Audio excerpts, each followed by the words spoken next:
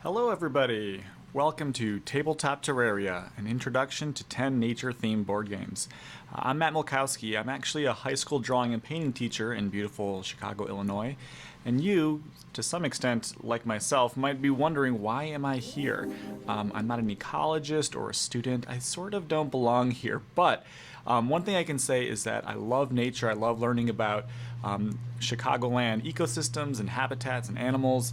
And I also love wild things. You know, attending Wild Things a few years ago is what first introduced me to the local ecology Twitter community, and it's been really great and helpful to be a part of that world. So I'm definitely honored to be in the presence of so many amazing people out there. So I did think to myself, you know, is there any small thing that I could contribute? And one thing that came to mind was tabletop games or board and card games. I'm a big fan. There's been a huge explosion of indie games in the last 10 years or so. And one good thing that's come out of that is more expansive themes, right? A lot of board games that we've played growing up or that have become popular have a few common themes like colonialism or capitalism or conquest. But with a lot of these new indie games, more subtle ideas are explored, including ideas about nature and the natural world. So the 10 games that I'm going to talk about today are all ones that honor the natural world in some small or large way. They're all great games that I actually enjoy and recommend playing just for the experience by itself. And of course, it's a great way to expose friends and family to the natural world. So the format that we're going to use is essentially like speed dating. I'm only going to spend a couple minutes on each game. I'm not an expert on them, or I'm not going to get into the nitty-gritty of the rules. I just want to give you a quick overview, as well as two things I love about them and one small concern. And also, you don't have to take furious notes as you go. If you're interested in these games, I'm going to make sure to include a resource at the end, which has links to all the games in case you want to learn more or even purchase them. All right, I think that's about it, so let's get started. Wait, I actually forgot something, of course. I wanted to mention that all the games that we're going to talk about today are in order from simplest to most complex in terms of learning how to play them, strategy involved. So another way to think about it is the earlier games are going to start with a younger age range, and the latter games will have an older age range. So most of them are really designed for adults or older kids, but there's at least one or two for little kids as well. All right, now we're ready.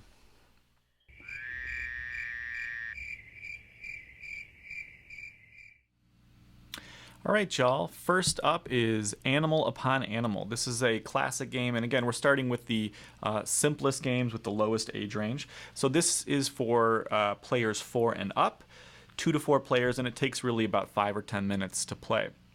It's really simple. You have all of these different wooden animals. Definitely a mixed ecosystem situation, being that we've got penguins and looks like a toucan, a hedgehog. But essentially, it's a balancing game. I don't know if you can tell, but the goal is to stack animals on top of each other to create this sort of tower of animals, and when it falls over, you lose.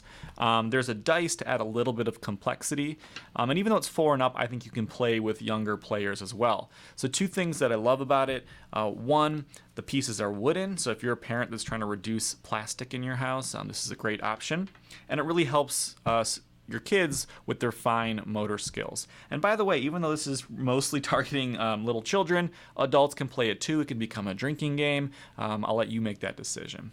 One minor concern, of course, that if this is a children's game, there is a choking hazard with these pieces for real little kids, so just be careful with that. Otherwise, a great first game to introduce.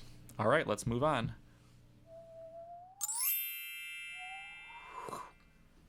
All right. Next up is CARDLINE Animals. Now there are multiple CARDLINE games. This is the animal variant. It's a really, really simple game. Now this one is ages 7 and up. You can have 2 to 8 players, and it takes about 15 minutes to play. So the way it works is you have this deck just filled with different animals. And before you start a game, you choose one of 3 categories. You can choose the length of the animal, the weight of the animal, or the lifespan of the animal. So let's say we chose lifespan. Each player is going to get a hand of cards, and you only look at the side that has just the animal picture. A card is essentially placed in the middle, and when it's your turn, you look at the lifespan of the cards in the animal line, in the card line, this croc is 80 years. So my goal for playing Lifespan is to look at my cards and choose an animal that I think for sure has a lifespan longer or shorter than 80 years. So let's say I thought that the armadillo has a lifespan shorter than 80 years. I'm going to put it in front of the crocodile, and once I place it, we reveal it, and we see if I'm right. 14 years, so I did good there. The goal is to get rid of your hand. And as the card line gets longer, you're going to be putting your animals sort of in between at different spots, revealing to see if it's the correct numerical order. Two things I love about it. First of all, you're learning actual animal facts as you play. And the other thing is that you can really explain how to play this game, as you've seen, in like under a minute. So it's really, really easy to learn. Now, one concern, a minor one, is that if you're nitpicky about facts, you want to be careful. For example, the length of animals, they have some rules. It's like, the tail's not included, but if it's a lizard, then the tail is included. So you might, get a little bit heated about the way they chose these measurements, but I think they're generally pretty accurate. All right, let's move on. All right, game number 3 is Hive. This is for players 9 and older. It's only a 2-player game, so keep that in mind, and it takes about 20 minutes to play. So in Hive, each player has an identical set of these nice insect hexagon pieces. Each bug has sort of a different movement property or mechanic to it. And in short, we're going to take turns adding bugs to the central play area, which is called the Hive. And there are certain rules once the game gets started. You have to add a piece that is touching your current piece. So for example, I couldn't add this black ant over here because it's not touching another black piece. Now the goal of the game is to surround your opponent's bee. If you've successfully surrounded their bee and they can't move, you've won the game. But the trick is, as you're adding these pieces, you also have an action available to move them. And each bug has these, again, different characteristics. So as this hive grows, the placement will change. For example, a grasshopper can hop across an entire line and land on the opposite side. A spider can move 3 spaces. So for example, the spider could move 1, 2, 3 spaces like so. Let's see, I think this beetle can go 1 space, but it can go on top of other pieces, trapping them in place, preventing their movement. The ant can move around as long as it wants the perimeter of the hive, but it cannot leave a detached piece. So in this case, the ant couldn't move because it's keeping the hive, it's making one component detached. So there's all these different characteristics. There's also expansion bugs. So like I bought these ladybugs as well, and a really nice little travel case here. So 2 reasons why I love this game. One is that it is portable. Because of these components, right, there's no cards or anything like that. You could bring this to the beach or play it poolside.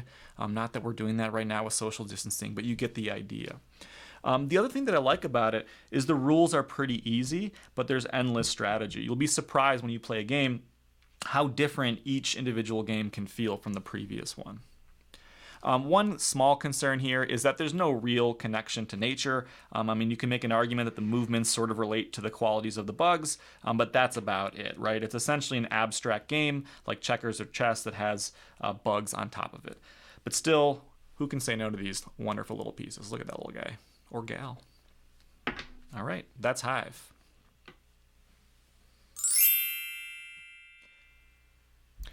All right, next up is TUSSIE, MUSSIE, designed by Elizabeth Hargrave.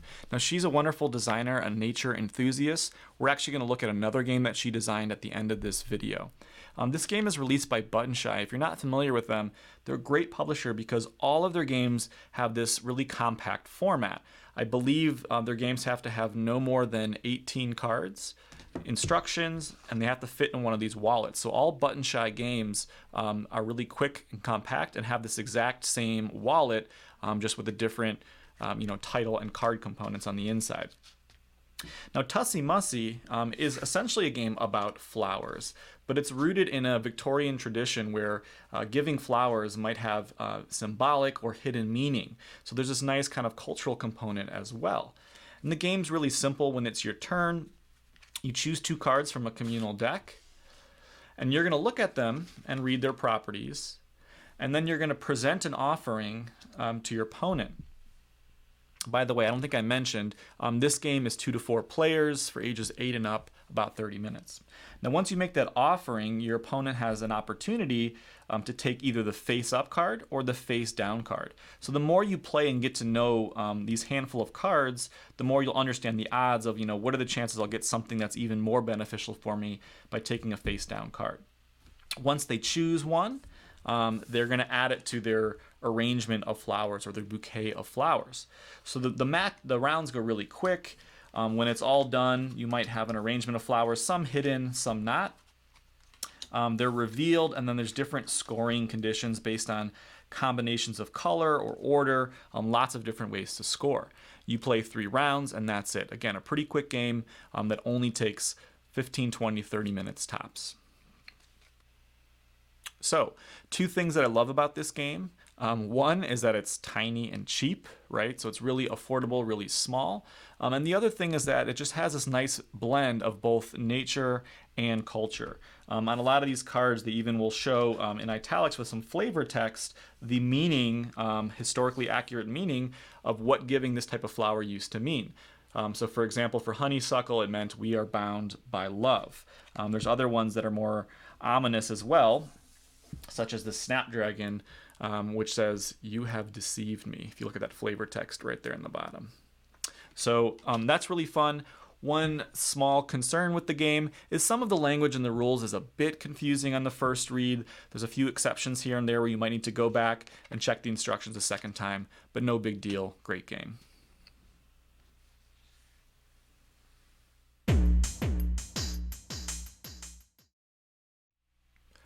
All right, this is photosynthesis, and these games I think we're moving into are ones that are definitely designed for either adults, or if you are playing with kids, certainly older kids. So this one technically is designed for, let's take a look here, ages 8 and up, 2 to 4 players, and takes about an hour. Now, photosynthesis is a great game about different trees competing for light in an environment. So let's take a look here. As you can see, this is a big game, big box, and takes up a lot of space. There are other components that are normally part of the game that I can't even really share on screen. But there's this really interesting mechanic where each player is trying to collect as many light points, get as much light as possible to successfully grow trees of their particular type. So you can see there's sort of like green, orange, blue, and like a yellow. Some are deciduous, some are coniferous. But what's really cool is in order to score points, you have to reach light. And the way that works is a combination of the sun, which moves in different directions. So you can see right now the sun is casting its light this way. And each turn, the sun moves around this little forest or ecosystem. And the other aspect is the height of your trees. So in short, taller trees will get more of these light points that you need during the photosynthesis phase, but they can cast a shadow that will block other trees. So for example, right now the sun is moving this way. This little blue tree would typically get you 1 light point. However, if it were right here, because it is being blocked by this large tree, on this particular round, it would not collect its light points. And actually, taller trees cast longer shadows. So this one, even if it were here, this tree is tall enough that its shadow cast over both of these spaces. And again, no light points. There's other mechanics where you can drop seeds to plant new trees. So you're constantly sort of growing and moving these trees around as the sun continues to move around in different directions. So 2 things that I love about this game. First of all, of course, these really cool 3D components. Once assembled, you have this nice 3-dimensional forest, which is really fun and satisfying to move around. And also is just this whole sunshade mechanic. Slightly educational, but also just a great bit of problem solving to figure out how height plays a role in the gameplay. Now, one slight disadvantage is it takes a really long time to set this up the first time. You have to pop out, dozens and dozens of these trees and assemble them. But for me, that's a fun thing. For some, it might not. So if you're trying to convince your family or friends to play the game, make sure that you do, the busy work first and get it all ready to go. All right, let's switch to the moose. All right, next up is Animal Kingdoms. This is a recent game from a couple of years ago, and there's actually a new expansion that's sort of aquatic theme that just came out right now. It is for ages 8 and up, 1 to 5 players, and takes about 45 minutes to play. Now, the way it works is there are these different environments that you're trying to essentially dominate. You have these different spots here where you can add cubes of your color. Your opponents will be adding cubes of their color.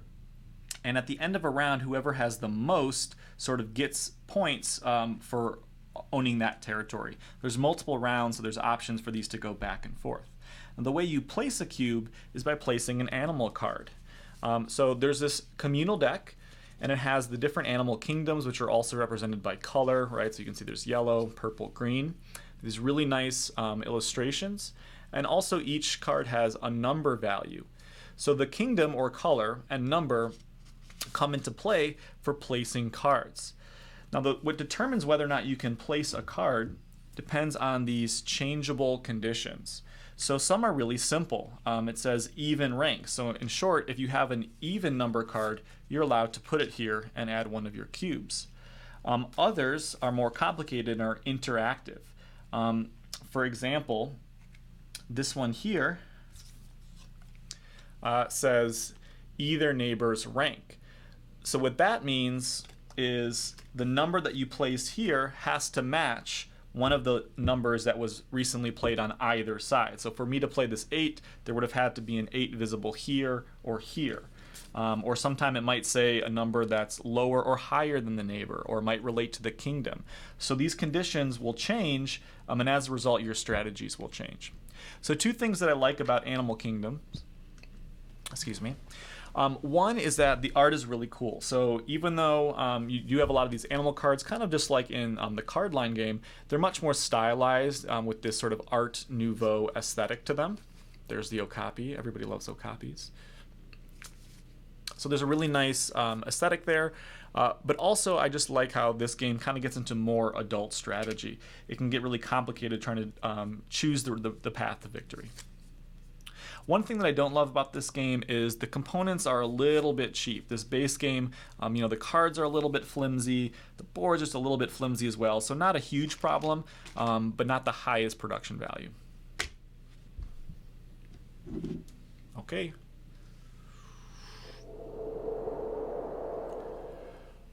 Okie doke. Next up is Birds of a Feather. And this is a small indie game that was released originally on Kickstarter, but you can find it out there now.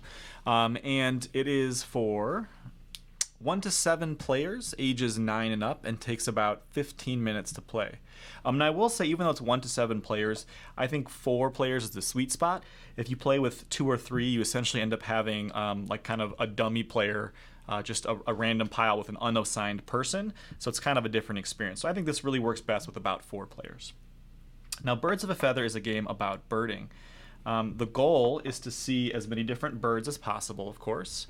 And the way that happens is you have different habitats, different types of birds. And as you play, you're sort of checking them off on the scorecard. Whoever sees the most at the end of a game wins. Now, it's more complicated than this, but the essential mechanic is you look at your hand, which starts off really large. You might have 10 or 15 cards. And all players, we'll pretend there are 4 players here, will choose a card to play, a bird card. Once they've all chosen, that card is revealed. And you get a point for each bird that you see. However, you also can mark off a bird if you are in the same habitat or environment. So the person who played the brown pelican is the only one in the ocean environment. So that person would mark off just the brown pelican. However, the kingfisher will get to mark off one wetland bird, but also a second wetland bird because he, she, or they happens to be in the same exact environment. Again, there are other aspects, like if the bird is a raptor, and different scoring systems that make it more complex, but it's a pretty straightforward, relaxing game about birding. And in my opinion, a game about birding should be relaxing, not hyper competitive. So two things I like about this game. Really nice art that's more anatomically accurate. So sort of unlike Animal Kingdoms, which is more stylized, the artwork here is more realistic. So that's a nice thing about it. I also just like that there is this sort of nice metaphor for birding. Like I mentioned, when you're playing this game, it does sort of feel like the experience of birding. The only downside, in my opinion, to this game is that there's a paper scoring card. So, you know, these are not infinite. You can run out of them, but really not a big deal. They provide quite a few there. Birds of a feather. Let's see what's next.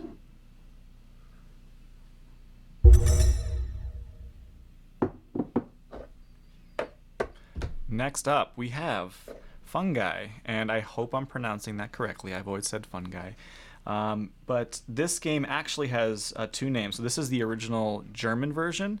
The more popular version that you'll find in America is just called Morels. So they're the same game, just English versus German. The reason why I prefer this version is because I think the art is fantastic. The art is okay on Morels, but really the artwork for this game I thought did an excellent job capturing the beauty of mushrooms. Oopsie. Excuse me, the beauty of mushrooms. So I really love the illustrations from this version, but there's a downside, which I'll talk about in a second too. So in short, this game is about foraging for mushrooms. You win by getting the most flavor points. And essentially there's sort of this line of cards. Many of them just represent different types of mushrooms that you might run across in the forest. But there are other cards such as butter or a frying pan to, you know, fry some mushrooms up in the forest. There's a lovely card of cider to accompany your dish. And I don't know about you all, but I just absolutely love mushrooms. Oops, let's get a focus going here. There we go. So when I play this, it makes me hungry. I want to go to my farmer's market and see what kind of crazy expensive mushrooms I can buy. So the game in general is kind of slow-paced and pleasant. And, you know, as you move through it, you can kind of see all these gorgeous mushrooms. Now, two things that I love about it, I already mentioned the art, of course. And also the mechanic just sort of really feels like a great metaphor for walking through the woods. I've actually played this, you know, while camping. It's pretty much just a deck of cards, so it's really easy to take along with you. Now, one problem to the German version is that the different mushrooms names have their Latin name. So it is a little harder to try and remember, you know, common names like, you know, chanterelle or whatever the case may be. And that can be a little bit tricky to remember which one is which. If you get Morels, it does use the common English name. All right, moving on. Owl Talon. All right. Next up is the game Parks by Keymaster Games. Now, I love Keymaster Games. Everything they make is really, really beautiful in terms of components. So you might notice their games have a higher price point, but I really think it's worth it. And this game did really, really well on Kickstarter, and it also had a partnership with the national parks. Now, one thing I will mention is some of these fancy components that you're going to see were originally exclusive to those who backed it on Kickstarter, but I believe you can actually still pay to have upgraded components now as well. So if you just buy the generic version, some of these things might be a little bit different. But right off the bat, the artwork is fantastic. They worked with lots of different illustrators to get all the artwork here. And I'm not going to talk so much about gameplay, although I can say it is a really nice, clean, tight game. But I really want to just kind of highlight the components here. Everything is just so thoughtful. From this little metal emblem here, you can see the artwork for each national park is completely unique. They're all really, really gorgeous.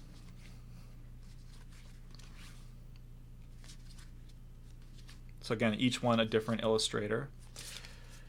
There are these nice little events cards, and the cards themselves, by the way, are just have a really great tactile feel to them. So it's just a pleasant experience to kind of manipulate and handle all these different pieces here. Little campfire pieces, of course, our little hikers. And, you know, a big portion of the game is you sort of create a hike for the day with these nice chevron-shaped pieces that are adjustable, so you can have different combinations. Even the wooden components come in this little plastic log, and the wooden components are really nice. Look at these little individual animals. There's our moose. So by far, the best thing about this game is just the unbelievable quality of the components. But it's also just a really elegant game. The gameplay is super simple to learn, but will really kind of twist your brain in a good way. The only downside, like I said, is there are different versions, so you might not get all of this upgraded content here. And again, it can be a little bit pricey, but still big recommendation from me. There's also numerous expansions to this game out as well. That's Parks. And now on to our very last game.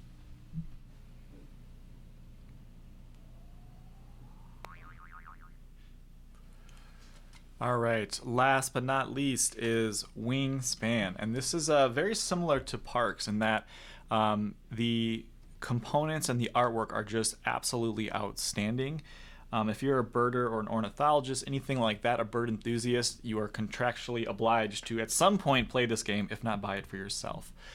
So like Parks, instead of getting into the gameplay, because there's actually a lot of components, way more than I'm about to share with you here, I wanted to show you how wonderful these components are and how exciting they are. The game itself is actually an engine builder, and if you're not familiar with that term, essentially you have a mechanic where you build something that is designed to then build its own things later, and you kind of get exponential growth that way.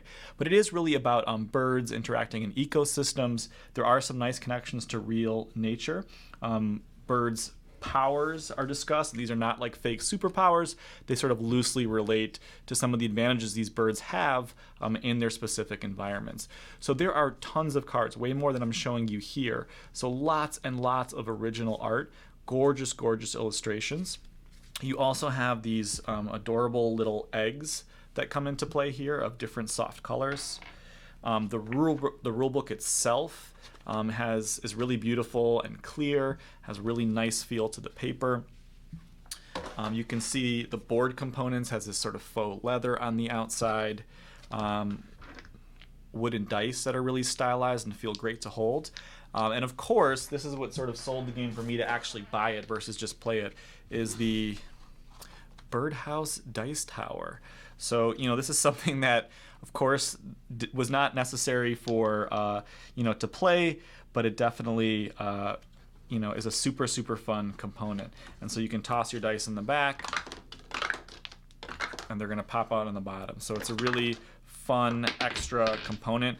Again, like the Keymaster games, this is going to be reflected in the price tag. That's probably my one concern with this game, is that it is pretty pricey. But for getting all the artwork and all these unique wood components, those two things alone, I think, make it worth it as well. So that is Wingspan, and we are done. Pat yourself on the back. We made it.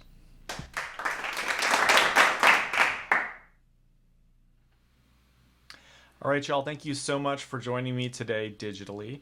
As promised, I have some resources for you. So on the top, this is the one that's most important. If you scan that QR code or copy and paste the link, you'll find a Google Doc I made that has links and the basic information for all the games that I covered today, in case you want to learn more or buy them. Also, a little self-promotion. I do some side game design as well, and I'm working right now on a small casual game called Midnight Zone about discovering new species in the depths of the ocean. So I'm in the early stages, but if you would like to get updates, you can scan or click on the link below, and that'll just get you on the mailing list. I only send out maybe 1 or 2 emails a year with updates on the progress of the game. So no pressure, but thought I'd put that out there. All right, enjoy the rest of the conference. Adios.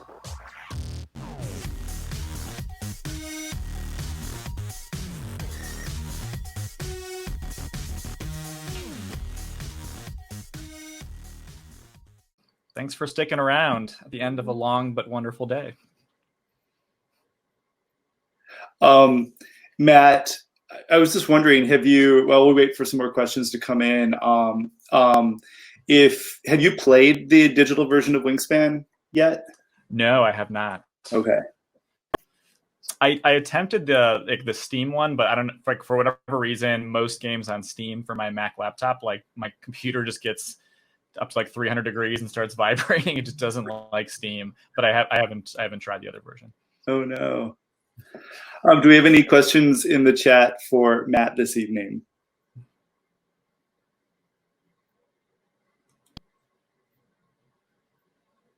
What I'm seeing is a lot of appreciation for you, Matt.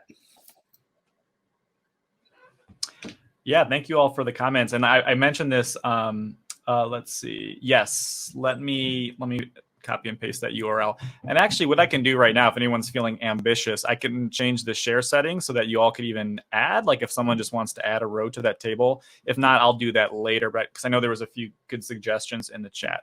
But first, let me share this with everyone.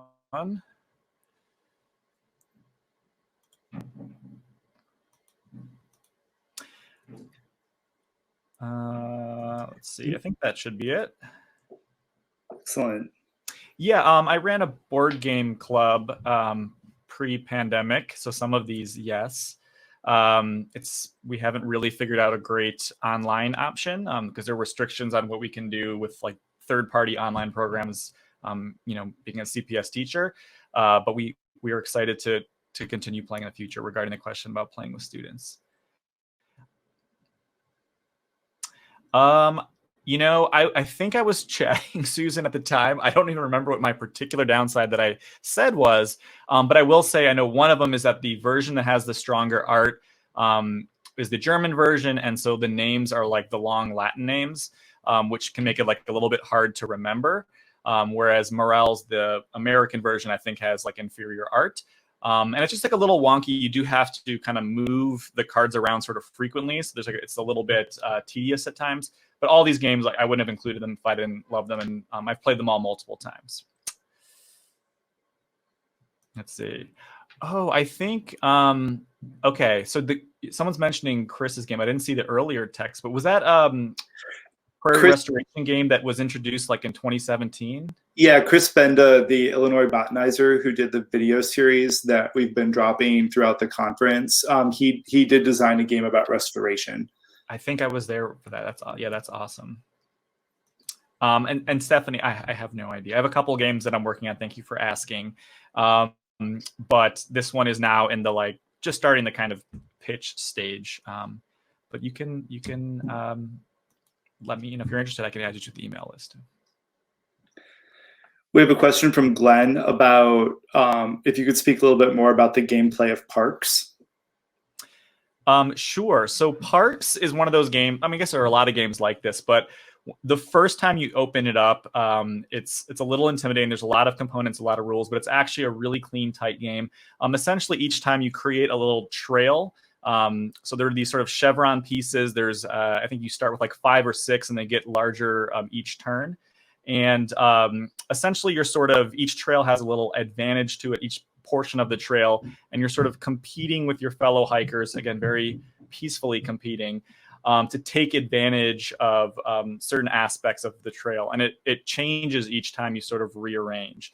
So really it's this very simple resource management game. But it's surprising how different each game feels. I don't know if that's a good summary. Sure thing.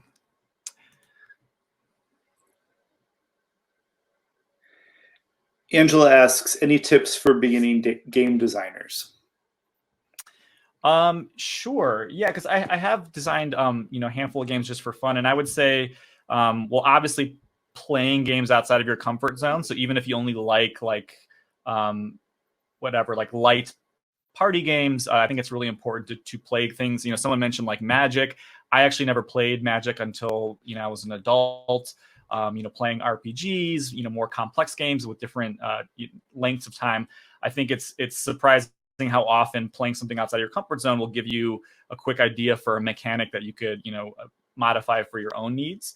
And also just the board game design community is like the ecology community is really, really supportive. And I think just making a game, whether it's one copy for yourself or, print on demand for 5 or 10 people, or if you're lucky enough to self-publish, they all have value and you will get support as well. Yes, role-playing games. Thank you.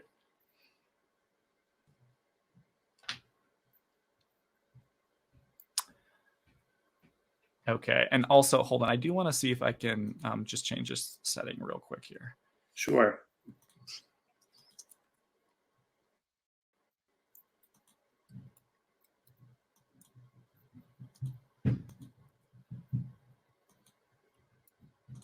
Done. Okay, so now I believe, just if anyone's interested, like I said, that link to the doc, it's editable, so you can, you're welcome to add to it if you'd like, or just like randomly type questions on the bottom as well. Let's see. Yeah, so Don, I know there's already a mention. So Brandon, I'm sorry, did you say you have played the digital Wingspan? We got it yesterday and turned it on and began to figure it out last night. But yes, there is a version of Wingspan for Nintendo Switch. I'm not sure if it's available for other game platforms. And I'm also not sure if you can play with other folks, remotely and that type of thing. But yes, it does exist in a digital version. Cool. So to the question, yeah, COVID era Board Game Arena just got purchased. So this is like a really tight online board game site and service, and they just got purchased by like this big kind of like board game monopoly company, and they're constantly adding titles. So I think a couple of these might be on there. I think they have like, I don't know, 100 or 150 titles, but they're always adding, and it plays really smoothly, and it's got like built-in video chat. So just for playing board games online in general, you can find a ton of games there, but I wouldn't be surprised if some of these are on there. Let's see, modified for larger groups, such as a class of 24 students. I'm realizing now when someone asked about students, they might have meant like in a class setting, not in a club setting. Just briefly, the only one I can think of that would, I mean, CARDLINE is maybe one that could be modified, but I think it would have to be like a team or group situation. I'll have to think about that a little more. Thanks, Cassie. Yeah, you got to pull it out, wipe off the dust, Matt. And you should also like get your pan and butter out and have some $40 a pound mushrooms while you play.